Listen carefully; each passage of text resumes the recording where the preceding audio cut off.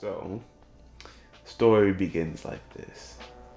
Me and my brother Malik were chilling at my dad's house in New York, and he asked if we could go to this little kickback on Roosevelt Island. And surprisingly, my dad said yes. And he dropped us off at the train station. We went and we met up with a group of his friends. It was like 7 or 8 of us. We went to this little get together, this little kickback, chilled for a minute, then we left, started walking back to his mom's house because she lived on the island.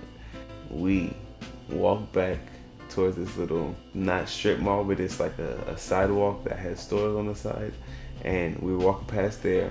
We see this guy like following us, and we look back and we're like, you know, who the fuck is following us? But we don't pay it no mind. It's a group of us, so we like, they're not gonna try us, you feel me? There's too many of us.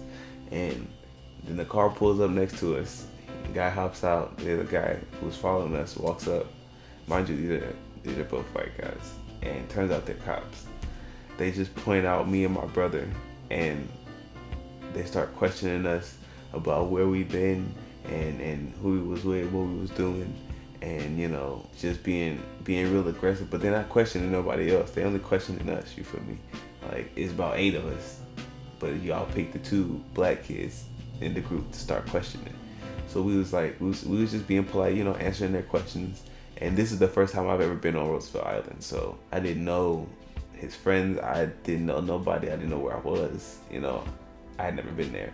So they started telling us that we matched a description from a robbery at knife point, and that we needed to come with them, and they were going to detain us. So they put us in handcuffs, and they take us to the little detainment center, I suppose. And like I said, my brother's mom lived on the island.